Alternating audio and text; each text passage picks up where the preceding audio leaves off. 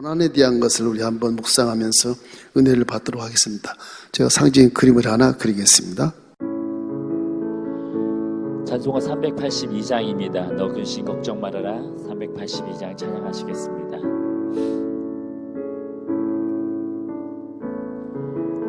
너 근심 걱정 말아라. 주 너를 지키리. 주 날개 밑에 거하라. 주 너를 지키리. 주 너를 지키리. 아무 때나 어디서나 주 너를 지키리. 늘 지켜주시리.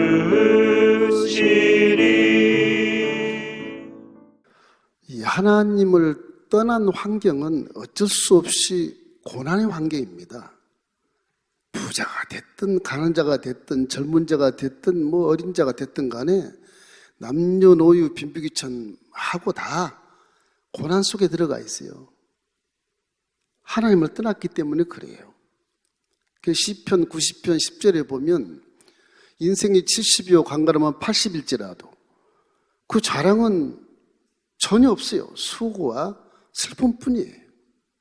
이래서 사람 어찌할 수 없이 하나님을 떠난 존재이기 때문에 고난 속에 들어갈 수밖에 없다. 온통 고난이 지금 이 하나님을 떠난 존재들이 울퉁불퉁한 이 세상 땅을 살아가는 거예요. 넘어지고 쓰러지고 자빠지고 누구나 할 것 없이 한 사람도 빼지 않고 사기도 당하고 넘어짐도 당하고 질병도 걸리고 저주 속에 들어가고 죄 속에 들어가서 허우적거리고 한 사람도 빼놓지 말고 다 그래요. 다. 아, 나는 의롭다. 거짓말이에요. 죄 없는 자가 하나도 없어요. 말씀드리고 싶은 것은 이 사도 바울이라는 사람이 지금 2차 전쟁 지난 시간에 들어가서 디모데까지 이렇게 구원을 시키고 성령을 통해서 자꾸 자기 친쪽으로 가서 전도하려고 애를 써도 예수님이 막아버리고 서기장 북쪽에 비두니아 본도로 가서 동쪽으로 막 갔는데 육신의 혈육들을 전도해야지 막 가려고 하는데 그것도 예수님이 또 막아버리고 할 수 없이 되돌아와서 서쪽의 끝에 딱 들어가니까 이스탄불 전에 들어와 항구에 딱 들어 거기서 이제 기도하는데 환상이 보여. 저 바다 건너편에서 바울아 우리를 좀 도와달라 막 손짓을 하는 거예요. 마게도니아 사람이. 그래서 바울이 성령 인도함 따라 배를 타고 사모드락의 섬을 거쳐서 네아폴리에 가서 이제 결국에는 유럽 마게도니아 땅에 도착해서 거기에서 전도를 하게 되는 것이죠. 근데 사도 바울이 이런 환경 속에서 지금 고린도 후서 얘기하는 거 보면 앞으로 고린도 가겠지만은 엄청난 고난을 당합니다. 아니 그렇게 가만히 있어도 존경받고 가만히 있어도 돈도 벌 수 있고 명예도 있고 한데 뭐 그냥 인생을 사가지고 예수 믿어가지고 이렇게 고생을 하고 죽겠다고 난리를 치고 뭐 괜히 사도들하고 서로가 경쟁하는 것처럼 보이고 남을 위해서 열심히 하다가 바보처럼 죽는 것인가 이런 생각들을 하게 되기 때문에 본문 말씀이 그런 말씀이에요. 그들이 그리스도 일꾼이냐 정신말을 없는 말을 하는도다. 그렇게 하면서 나는 더욱 그리스도 일꾼이다. 내가 수고를 넘치도록 하고 옥에 갇히기도 더 많이 하고 매도 수없이 맞고 여러 번 죽을 뻔하였으니 이건 뭐 가만히 있으면 뭐 명예와 권세와 뭐 그냥 자랑을 다 한 몸에 다 가질 수 있죠. 비록 로마 제국 시대지만 그래도 이스라엘 중엔 최고의 그런 학부를 나온 자고 대표자니까 얼마든지 대통령처럼 로마 제국 하에서도 떵떵거리고 살 수 있는 그가 하필이면 뭐 부활한 예수를 만나서 이런 생고생을 하는 건가. 근데 이 고생하면서 돌에 맞아 죽을 뻔도 해서 거의 죽었고 다시 기도해서 살아나가지고 또 가고 그 죽은 곳 성을 또 누스트라를 들려서 또 이고년을 들려서 또 비시디 안디옥을 들려서 이제 다음에 자기 동족 전도를 막아서 들어와로 가는 겁니다. 고난이 도대체 왜 이렇게 있을까, 인생에게? 원인이야 하나님을 떠난 환경이기 때문에 고난은 반드시 거기에 있습니다. 거기는 축복이 없어요, 사실은. 우리 인생 3차원 세계의 삶은 축복이 없습니다. 고난 속에 허덕이다 그냥 가는 거예요. 다행히도 하나님이 길을 열어주셔서 이 구원의 길이라는 게 그래서 정말로 인류 역사의 대전환점이라는 사실을 우리가 알아야 되는 겁니다. 말씀이 육신인데 이 땅에 내려오신 이유는 이 땅에 강림하신 이 고난의 처소에 내려온 거는 하나님이 우리를 사랑하시기 때문에 살려주시기 위해서 내려오신 거예요. 구원해 주기 위해서 내려오신 거예요. 전능하신 능력으로 육체로 딱 내려와서 나도 사람같이 내려왔다. 사람이 태어나는 순서에 따라서 그대로 태어나셔요. 그대로. 전능하신 능력이 있고 얼마든지 사람을 창조한 분이니까 얼마든지 그렇게 내려올 수가 있어요. 이 땅에 33년을 살면서 마지막 3년 반 동안의 그런 공생애를 통해서 하나님 우리에게 주어진 기가 막힌 그런 통로를 열어놨단 말이에요. 우리 모든 죄를 짊어지고 하늘과 땅 땅에 달려서 죄를 다 청산해버리니까 죄로 들어온 욕심, 저주, 가난 이런 것들 전부 다 싸그리 청산해버리고 질병까지도 쫓아낼 권능을 주시고 길을 열어주시고 회개하면 용서할 길을 열어놓으시고 죽음도 길을 열어서 영생할 수 있는 길을 걸어갈 수 있도록 하나님이 천국 문을 활짝 열어놓으신 것입니다. 그러니까 이 고난 속에 갇혀있는 인류가 하나님이 말씀하신 이 땅에 내려오신 이것이야말로 인류 역사에 가장 초유적인 그런 대전환점. 이것이 없었으면 제 아무리 과학이 발전하고 첨단 과학을 어떻게 하고 핵무기를 만들어내도 그건 싸움으로 멸절되는 것뿐 희망은 전혀 없어요. 없는 겁니다. 이래서 이걸 통달한 사도 바울이 구약의 동안 능통한 하나님을 알고 있고 그 구약의 능통한 하나님이 예견한 예언의 말씀이 그대로 성취된 것이 바로 예수 그리스도다. 그렇게 확신을 하고 믿음에 성령이 와서 이제 성령이 사도 바울을 이끌고 나가는 거예요. 그래서 이 신앙생활도 말씀을 굉장히 많이 축적하고 알아야 성령도 많이 활동하시는 겁니다. 한 가지 은사로 그 하나님 전체를 표현할 수가 없어요. 예수는 어떻든 간에 사도 바울같이 유명한 자가 왜 고생을 사세했는가? 그 고생 속에 무슨 승리가 있는가? 이런 것들 한번 묵상해 보면서 여러분 생애 속에 만나면 한숨 쉬고 만나면 걱정하고 만나면 근심하고 이런 우리 환경 속에서 이 고난의 의미를 좀 알아보고자 하는 것입니다. 이래서 이 고난을 어떻게 극복할 수 있을까? 저는 고난을요, 이 그림을 제가 자전거 타는 것 같아요. 자전거 타는 것 같아요. 자전거 처음에 못 탈 때는요, 와, 형이 저 자전거 타고, 와, 되게 좋겠다. 어떻게 탈 수 있지, 이렇게? 두 발 자전거로 어떻게 안 넘어지고 탈 수 있지? 신기해요. 운동장에서 형이 자전거를 갖다가 저 가르치는데 뒤에 딱 잡고 있어. 난 안 보여, 형이, 그죠? 발로 페달을 밟아라. 그리고 중심을 잘 잡아. 왼쪽으로 넘을 것 같으면 왼쪽으로 돌려. 오른쪽으로 넘으면 오른쪽으로 돌려. 알았지? 그럼 나는 왼쪽으로 넘을 것 같으면 오른쪽으로 돌려. 그냥 넘어지는 것도 거꾸로 하는 거예요. 그래서 자꾸 하다가 어느 순간에 막 가는 거예요. 형이 잡아주나 보다. 그러고 가는데 형은 저 끝에 있어. 근데 스스로 돌려가는 거예요. 스스로. 자전거를 배우고 나니까 신기한 게 즐겁고 기쁘지만 바람이 머리를 쫙 스치면서 이렇게 지나가는 그 기분, 이 기분 참 즐거워요. 올라갈 땐 힘들고 어렵게 막 땀 뻘뻘 올라가지만 내려갈 때는 그냥 하늘을 나는 것처럼 그냥 짜릿한 그런 기분. 아, 그거 참 안 배울 때는 상상할 수 없는 기분을 그때 느껴요. 그때 믿음이 그런 것 같아. 믿음이 힘들고 지치고, 야, 배울 때 고민스럽고, 이건 믿어도 또 넘어지고 또 넘어지고, 배우고 또 훈련받고 하다 보면 나도 모르게 믿음이 성장해서 자전거를 막 타고 다니는 것처럼 믿음이 재밌어지고요. 감격이 오고 감동이 오더라고요. 이런 믿음을 성장시켜서 여러분 감동하시기를 주의 이름으로 축원합니다. 나도 모르게 믿음이 성장돼서 신나는 그런 믿음 생활을 할 수가 있어요. 할렐루야. 그걸 설명해 드리고 싶어요. 고난과 대비해 보면 맞는 것 같아서 그래요. 이래서 어떻게 넘어지지 않고 달려갈 수 있을까 하다가 이렇게 배우고 나면 이렇게 참 짜릿한 기분을 맛볼 수 있다. 그게 믿음은요, 이래요. 믿음은 자기 자전거를 타는 겁니다. 자신의 자전거예요. 남의 거 타는 게 아니에요. 자신의 자전거를 타는 거예요. 남의 자전거 뒤에 이렇게 올라타는 게 아니에요, 믿음은. 내가 내 자전거를 연습해서 타야 돼. 믿음이란 건 개인군입니다. 절대로 단체군이 아닙니다. 집단군이 아니에요. 그러나 믿음을 가진 자들 함께 모아서 교회를 이루고 공동체를 이루고 거기서 사랑을 배우고 인성도의 교제를 배우고 봉사하고 헌신해서 세상에 빛이 되게 만드는 것이 교회예요. 그러나 믿음은 개인구원이에요. 이 믿음이란 건 자기가 자기 자전거를 타야 돼. 근데 이래 보세요.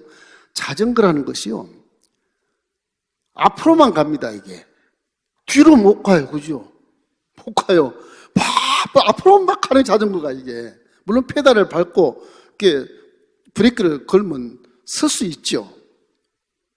자전거가 계속 앞으로만 가는 것처럼 믿음도 앞으로 계속 성장을 해야 돼. 할렐루야?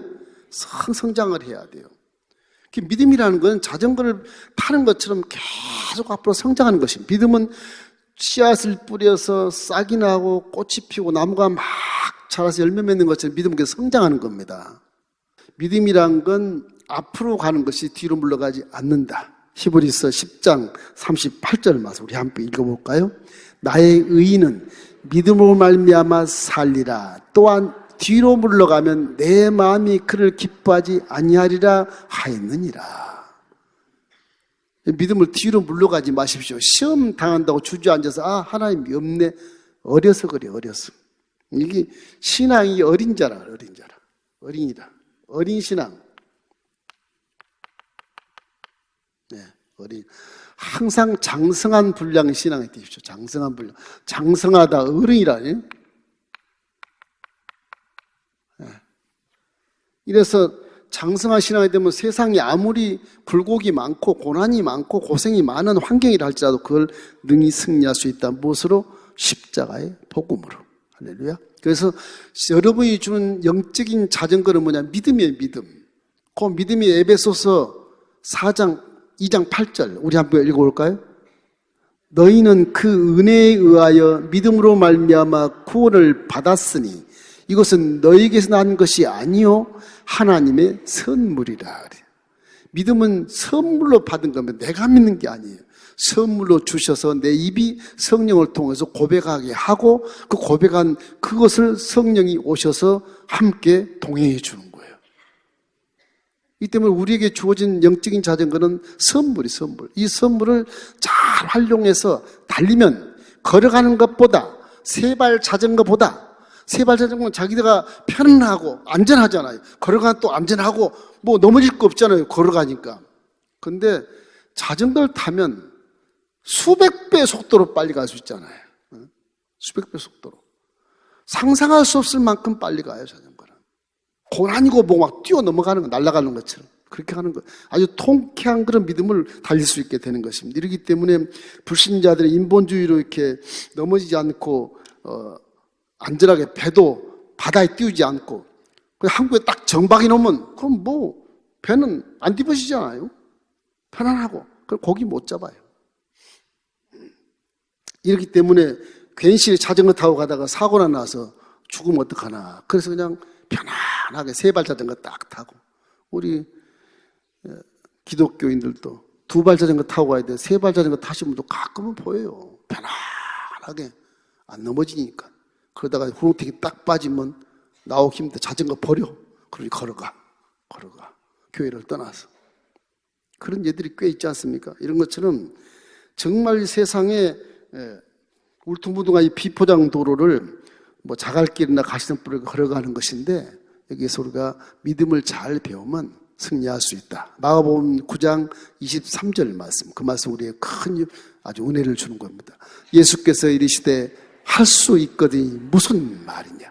믿는 자에게 능히 하지 못할 일이 없느니라. 영적인 믿음의 자전거를 잘 타시기를 주의 이름으로 축원합니다. 넘어지고 쓰러지고 자빠져도 계속 그 자전거를 버리면 안 돼. 그거 버리면 손해야. 그걸 잘 배우면 엄청난 승리가 있고 성공이 있을 텐데 잘만 타면 다 타게 할 수 있어. 성령님이 지혜 주시고 배우게 하셔서 신이 날 만큼 아주 그냥 목도리가 그냥 바람에 쫙 나지 멋있는 이런 남자처럼 이렇게 멋있게 탈 수가 있어. 신나요. 믿음이라는 게. 그게 기쁘게 된 거예요. 십자가의 복음이 다 잔치성에 있는 그런 은혜이기 때문에 죄가 사해져 버렸죠. 저주가 다 달아나버리고 나 이제 부유만 달려올 존재가 됐고 성공의 본능이 회복되어 버렸으며 나는 영혼이 잘된 같이 가정과 사업과 직장이나 범사가 잘 된다. 막 그 자전거를 타고 신나게 달리는 겁니다. 이게 기독교의 믿음은 잔치 같은 거예요. 기쁨이 충만한 거예요. 물론 거룩한 것도 있지만 절대 슬프거나 좌절한 게 아닙니다. 항상 소망이 있는 기독교 소망이.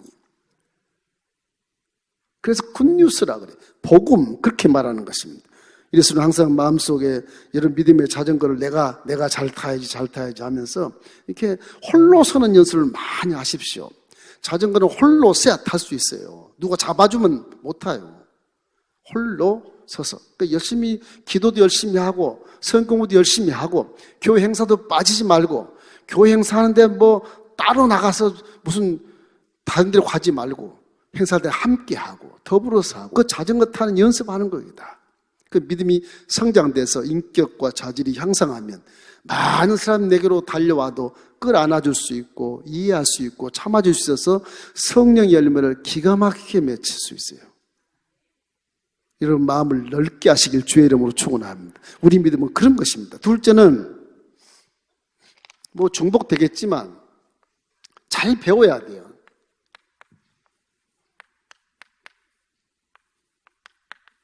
자전거 타는 걸 잘 배워야 돼. 그러니까 중복이 되겠지만 이게 못 배우면 넘어지고 쓰러지고 자빠지면 자전거로 불편해요, 이게. 그냥 걸어간 게 나아 차라리. 예수 믿었더니 이거 뭐 발에 넘어지기도 걸려 넘어지고 술도 못 먹고 담배도 못 피우고 노래방도 목사님 가지 마라 그러네. 어떻게 살아는 거야 도대체? 이 스트레스를 어디다 풀라는 거야? 이렇게 해서 자꾸 자전거를 버리고 가 밖으로. 가면 그 사람은 손해예요. 자전거 선물은 대단한 겁니다. 이게. 하나님 주신 믿음의 선물은요. 세상 어떤 거와 바꿀 수가 없는 기가 막힌 거예요. 돈보다도 훨씬, 금보다도 다이아몬드보다 훨씬 더 귀한 것이 믿음이에요. 믿음. 그 믿음이 나를 승리로 이끌고 그 믿음이 후에 없는 인생을 이끌어가게 되는 겁니다. 이러기 때문에 잘 배워야 돼. 자전거 타는 게 쉽지 않지 않습니까? 그러니까 자전거는 이렇게 뒤로도 갈 수 없고 계속 페달을 막 밟아야 돼. 끊임없이 페달을 밟으면서 뭐 울퉁불퉁해서 벽에 한번 밟고 그리고 또 몸의 균형을 잘 잡혀서 왼쪽으로 쓸 것 같으면 왼쪽으로 가야 돼. 왼쪽 싫다 오른쪽으로 가면 그냥 넘어져 버려요. 누가 나한테 시험을 주면 시험 주는 쪽으로 가야 돼. 가서 도전해서 함께 승리해야 돼요. 오른쪽 사람이 나를 시험 넣는 그 사람한테 가야 돼. 피하면 넘어져요. 이렇게.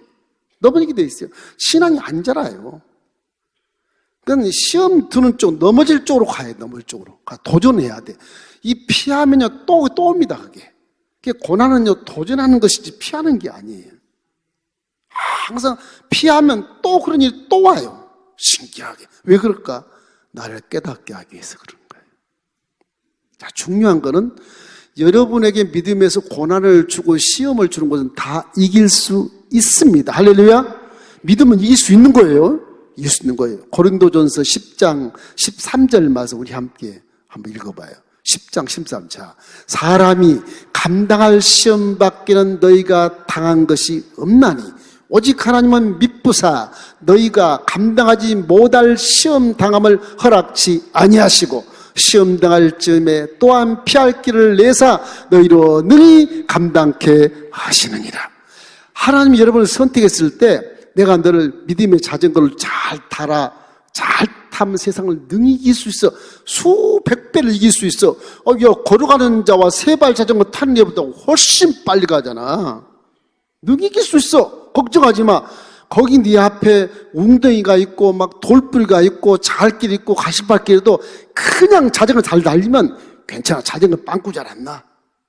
갈 수 있다. 그런 것이거든요. 그러면 자전거를 타니까 고난도 이길 수 있는 것이지, 믿음이 있으니까 고난을 이길 수 있는 것이지, 믿음이 없으면 똑같아요. 세발 자전거 타는 사람이나 걸어간 사람. 이 세발 자전거는 뭐 안정감 있게 산다고 저 타는데, 저 호화스럽게 타는데, 저 걸어가는 거 똑같아요. 이게 달리겠습니까? 빨리 달린다고 걸어가면 더 빨리 달려요? 안 그러잖아요. 우리가 뛰면 더 빨리지. 사람들은 이런 걸 생각한다고. 화로운 배를 사서 딱 정박에나 자랑을 해. 그 배를 자랑하면 뭐예요? 고기를 잡아야 배가 사명을 감당하는 것이지. 이 때문에 믿음의 자전거를 준 것은 그 자전거를 잘 타고 활용할 수 있어야 돼. 여러분이 주는 고난 다 이길 수 있습니다. 여러분의 믿음의 단계마다 고난이 다 달라요. 강한 자에게는 강한 고난을 줘.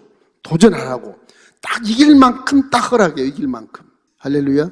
여러분 항상 믿음을 가질 때 이 믿음의 자전거를 잘 타는 사람들처럼 그렇게 타면 됩니다. 세발 자전거나 이런 것들은요, 어떻게 보면 저거는 게으름의 자전거 같아. 게으름. 저거 왜 탑니까? 걸어가기 낫지. 자랑하려고 타는 것이죠. 자랑하려고. 세상 그런 거예요. 그러니까 이게 힘드는 거 똑같아. 이거는 걸어가는 거 똑같아요. 저거는. 웅덩이 갔으면 못 올라갑니다. 우리가 잘 달리면 머리가 시원한 것처럼, 자전거 안 탈 때는 몰랐는데 자전거를 타고 쫙 달리니까, 한 40km 달리니까 머리가 막 날아가고 눈썹이 날아가는 것처럼 시원한 바람을 맞이하는 그런 느낌을 갖잖아요. 영적으로 못 느꼈던 그런 성령의 바람 같은 그런 것들을 체험한다고 볼 수가 있어요. 평이한 삶은 기적을 모릅니다. 광야에 있을 때 기적을 체험하는 거예요. 우리 믿음 어려운 것 같지만 잘 배우기만 하면 어려운 게 아니고 통쾌해요, 통쾌. 통쾌한 맛을 보십시오. 감동하다 보면 나중에 통쾌하다. 여기도 하나님이 계시네. 와, 우리 아버지 여기 계시네. 그러져요. 춤춰져. 그리고 춤을 추며 신방하다 나와요. 귀신이 떠나가고 문제가 해결되면 그렇게 나와요. 춤을 추고 나와요. 우와, 여기 집사님도 하나님이 계시네. 여기 성도님도 하나님이 계시네. 그러고 나와. 춤을 추고 나와요. 이런 믿음을 잘 배우고 잘 관리하면 날아다니는 기분을 가질 수 있게 되는 겁니다. 그리고 자전거는 항상 잘 배울 때 뭐가 꼭 필요하냐 그러면, 이 자전거를 어떻게 하면 점검하고 수리해야 되는 것을 알아야 돼요. 수리 안 하고 그냥 타다 큰일 나거든요. 브레이크가 잘 듣는지, 페달에 잘 제대로 꼬여 있는지, 끼어 있는지, 바퀴는 괜찮은지, 이거 참 점검해서 타야 되는 거예요. 믿음도 자꾸 점검해야 돼. 그게 회개고 어떻게 보면 뒤돌아보는 것인데 자꾸 점검해야 돼. 내 행위가 말씀에 맞는 건가? 내 생각이 지금 말씀이 맞는 건가? 내 깨닫는 것이 말씀이 맞는 건가? 내 행동이 지금 말씀이 맞는 건가를 자꾸 점검하면서 가야 되는 것입니다.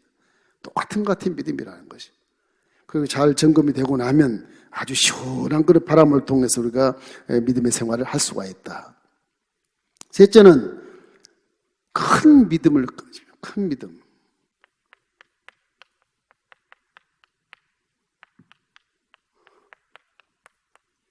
믿음이 크고 적은 게 있어요. 믿음은 잘하니까 큰 믿음을 자꾸 가지셔야 돼요. 큰 믿음을 가지면 이렇게 이 웅덩이에서 결국 빠지지 않고 그냥 가는 거야. 그냥 갈 수 있어. 웅덩이가 있어도 그냥 갈 수 있어.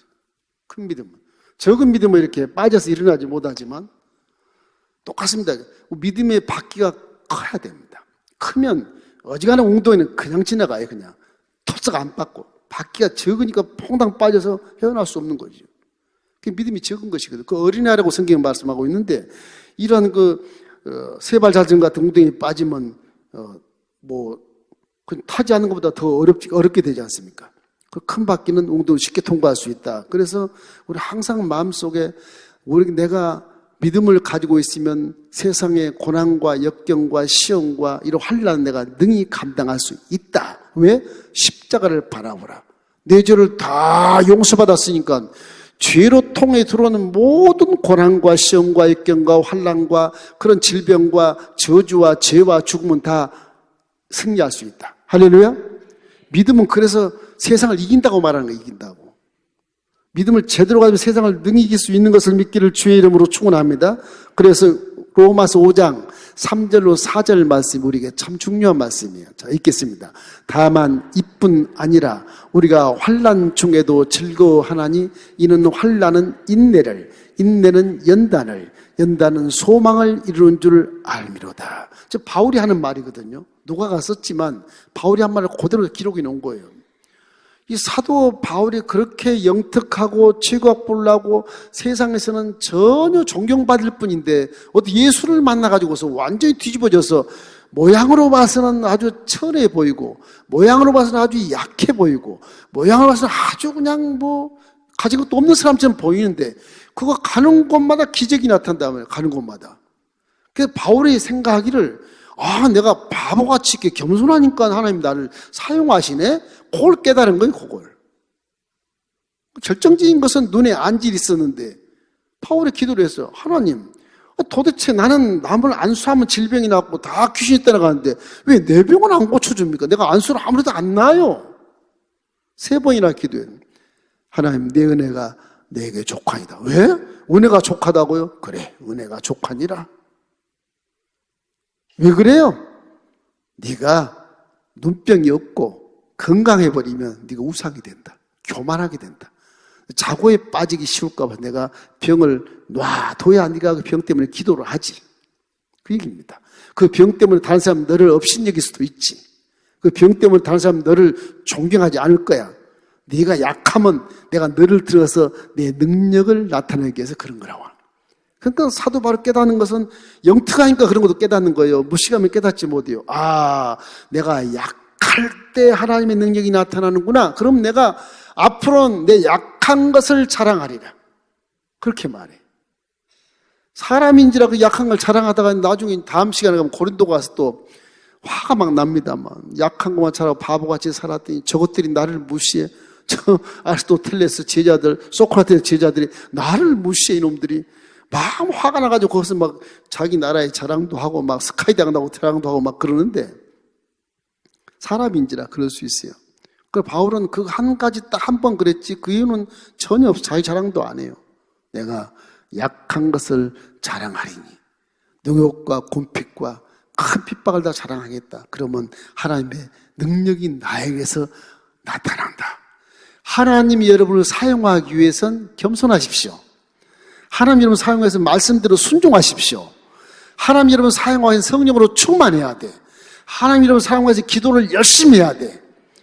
하나님이 그런 모습을 바라보고 들어와서 여러분을 사용해서 영안을 열어주시고 영의 길을 열어주시고 영의 마음을 깨닫게 도와주셔서 여러분의 손과 발이 말씀에 100% 순종하게 하면 여러분과 저도 바울처럼 능력 있는 종이 될 수가 있어요. 할렐루야. 그 능력 있는 4차원 세계를 깨달을 수가 있다고. 기독신앙은 그런 겁니다. 기독교의 믿음은 책임을 지는 겁니다. 제대로만 믿으면 100% 책임지는 거 이거예요.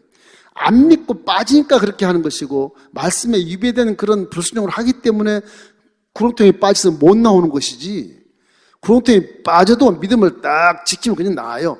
이유가 있어. 바울과 실라가 감옥에 들어갔을 때 뭐 잘못한 게 하나도 없었거든요. 난 저 귀신들이 여자아이를 고쳤는데 왜 내 감옥에 들어가야 돼 도대체 하나님. 왜 들어가야 되는데. 그렇게 된 거거든. 그 세상에 볼 때는 그 점치는 귀신 들린 여인 뒤에 딱 주인이 있거든. 점치는 귀신 돈 벌면 딱 갖다 지가 잡고하거든. 근데 그걸 고쳐버렸으니 정상적인 사람이 되고 눌러 나가버리니까 이 주인이 화가 나지 않게 돈을 못 버니까 고발해가지고 그냥 감옥에 집어넣잖아요. 감옥에 집어넣을 때까지는 바울과 실라는 전혀 나쁜 일 한 게 아니고 좋은 일 했다면 사람을 살렸단 말이에요. 감옥에 들어갔어. 우리 같으면 하나님이 뭐 하시는 거예요 도대체? 뭘 잘못했길래 감옥에 쳐넣는 거예요? 이거 왜 허락하시는 거예요 도대체? 이 어려움 구렁텅이에 빠질 때 왜 하나님이 이걸 나에게 허락하였는가를 항상 기도하시기 바랍니다.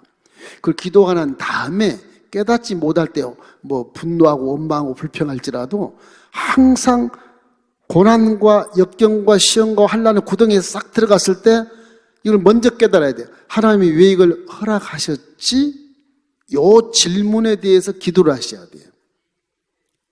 바울과 실라는 그걸 잘 아는 사람이었어요.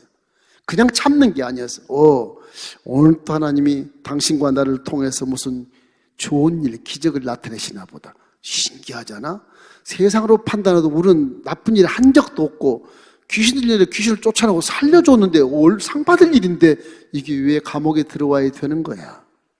틀리지 않아? 오늘 밤에 기적이 나타날 거야. 틀림없이 그런 생각했을 거예요. 사도 바울은. 틀림없이.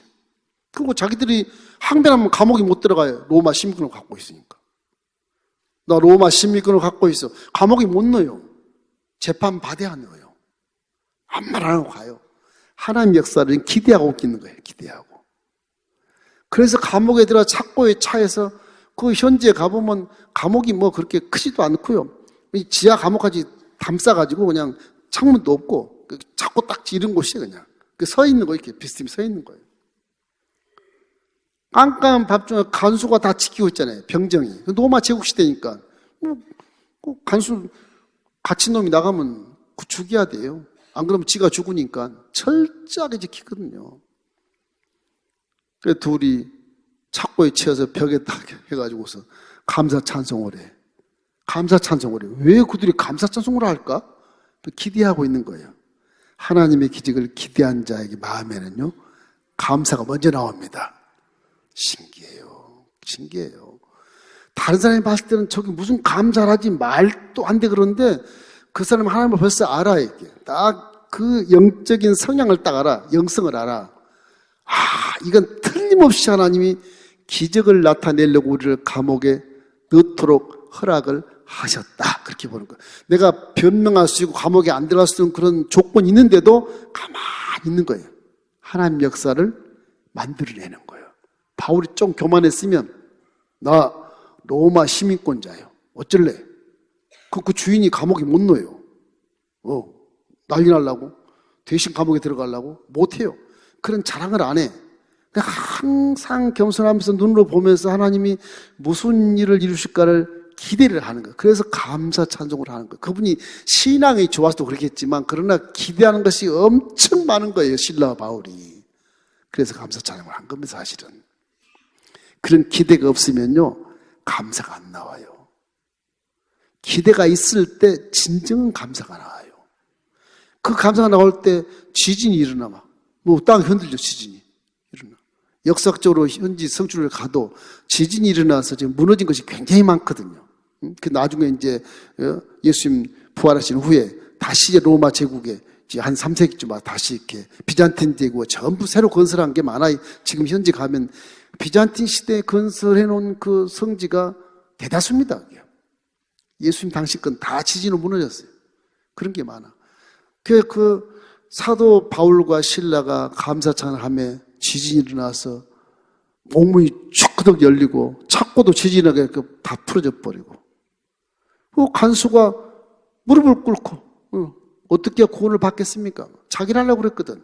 바울이 안 도망갔어요. 나 여기 있다. 하나님 기적이 나타낸다. 그 얘기죠. 응? 지진이 무너지고 다 창고가 풀어서 안 도망가. 바울과 실라가. 간수가 막 찾아 난리를 났어. 이게 나 죽게 생겼다.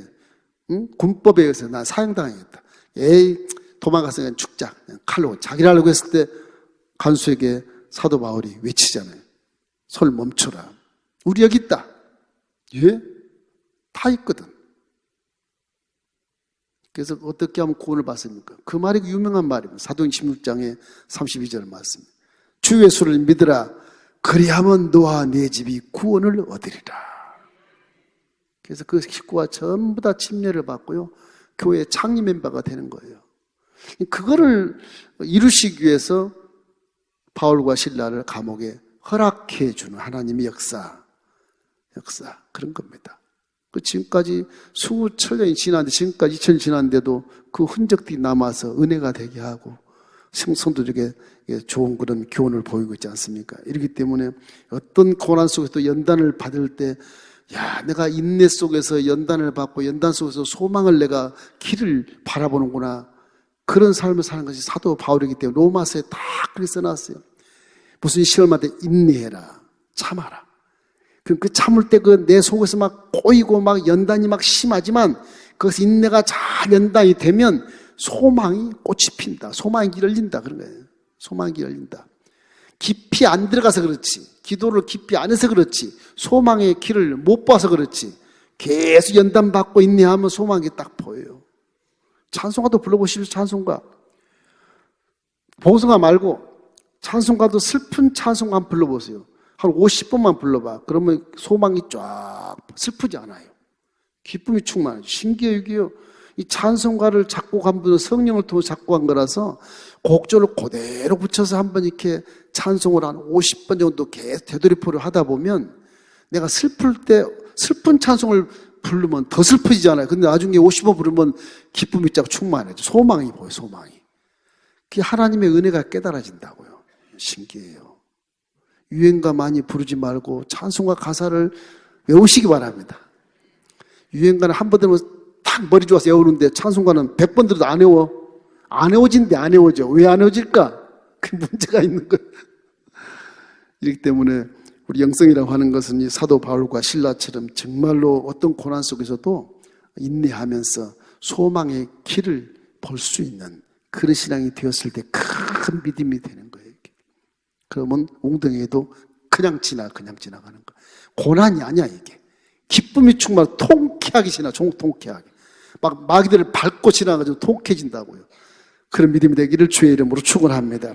그래서 고난은 유익하다고 그래. 시편 119편 71절 말씀이 그 말씀. 고난 당한 것이 내게 유익이라. 이로 말미암아 내가 주의 율례를 배우게 되었나이다. 고난이 손해본 것 같지만 고난이 축복의 무슨 기회라 그러지 않아요? 신학자들이. 고난이 축복을 가지고 온다 그런 사람도 있고, 고난 뒤에 축복이 막 따라온다 그런 사람도 있고, 고난된 축복이 숨겨 있다. 다 그런 얘기들은 모두가 다 고난을 도전하면 뒤에 복이 있다. 고난 도전하면 내 믿음이 성장돼서 앞으로의 여러 가지 고난들은 다 이길 수 있다. 막 그래서 승리한다는 그런 개념입니다. 그럼 복을 받게 되는 것이죠, 당연히. 고난이라고 하는 것이 보자기 싸서도 뭐 이거 무시라 싫다 그러지만 그 고자기를 피가 나도 착 풀어져 끼면 그 속에 금은보화가 있다. 성경 그렇게 상징적으로 말씀을 하고 있는 것입니다. 이렇기 때문에 믿음의 자전거를 잘 탄 바울은 고린도 교회 이렇게 이야기해요. 고린도전서 13장 11절 말씀이에요. 중요한 말씀입니다. 13장 11절. 내가 어렸을 때는 말하는 것이 어린아이와 같고 깨닫는 것이 어린아이와 같고 생각하는 것이 어린아이와 같고 장성한 사람이 되어서는 어린아이 일을 버렸노라. 바울이 신앙을 성장하면서 깨닫는 거죠. 저게. 처음에 부활한 주를 만나서 굉장히 어린아이 같았어. 이해를 못했어. 그래서 아라비아 가서 3년 동안 선배 사도들과 선배 성도들과 함께 자기 간증을 얘기하면서 신학을 정립해서 3년 만에 다메섹 올라와서 전도하다가 예루살렘 거쳐서 자기 고향 가서 10년 동안 자기 혈육과 친척들 전도했잖아요. 은혜가 있고 신학이 정립이 되니까. 그 어린아이 같을 때는 어린아이 같은 생각을 하고 깨닫지도 못하고 말도 제대로 못했는데 이제 장년이 되니까 생각도 다르고 깨닫는 것도 다르고 말도 어른스럽게 하고 이래서는 크게 성공할 수 있다 하는 그런 걸 우리에게 계시하는 것입니다. 이렇기 때문에 자전거를 탈 수 없을 때는 나도 저 자전거를 탈 수 있겠구나 하는 그 성취감을 느낄 때 믿음도 재미가 있어요. 믿음도 성취감이 있을 때. 그러니까 이거를 설명 않고 여러분 금식하고 성령을 충만받아요. 그래도 거기에 성취감이 있어요. 성령이 내 몸에 감각을 주시기도 하고 느낄 수 있게 하기도 하고 오 하나님 여기 계시네 이렇게 체험해 갈 수 있는 그런 것을 체험한 것이 굉장히 중요합니다. 이게 믿음이 잘하면 그런 건 자동적으로 체험이 돼요. 믿음이 잘하면. 체험이 없는 사람 아직도 어린아이 믿음이에요. 어린아이 믿음. 이걸 반드시 영성을 여러분이 체험하시길 주의 이름으로 축원합니다. 제가 설교 안 해도 기도원 가서 한번 3일 금식해서 한번 하나님 만나보자. 그렇게 했으면 작정을 하고 혼자 가셔. 가족까지 같이 맞고 가지 말고 혼자 가셔. 혼자 단독자로 섰을 때 하나님이 만나주시. 같이 가면 영향이 자꾸 미쳐서 신경 쓰여서 내 인본주의 생각이 자꾸 들어요.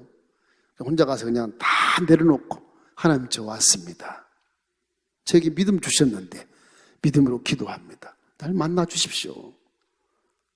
뭐 부모, 뭐 아내, 남편 다 잊어버리고 그렇게 한 일주 정도 이렇게 시간을 내서 3일 금식하고 3일 보호식하고 그러고 건강한 모습으로 내려오시면 몸도 좋아지고 좋아요. 금식은 몸에 좋답니다. 굉장히 좋답니다.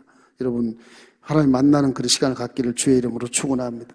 이와 같이 믿음의 자전거도 잘 타면 기가 막힌 그런 시원한 감동의 성취감을 느낀 것처럼 항상 우리가 믿음이 성장되면 성령님이 함께 성령님이 그 기분을 느끼게 만들어요. 통쾌하게 만들고 그래서 믿음의 자전거를 싱싱 달려서 우리 아주 열정인 그런 자전거를 타는 모습 페달을 열심으로 밟고 그걸 바라보고 주위 사람들이 보고 와 저렇게 빨리 갈 수가 있어? 막 그렇게 부러워할 만한 그런 성도가 되기를 주님의 이름으로 축원합니다. 그러면 고난은 유익한 것이다. 할렐루야. 지금 고난 받으신 분 유익한 것이니까 그걸 딱 믿고 거기에서 한번 헤어나 봐요. 그 피하지 마세요. 피하면 또 그게 또 와. 고난을 도전해서 승리하기를 주의 이름으로 축원합니다.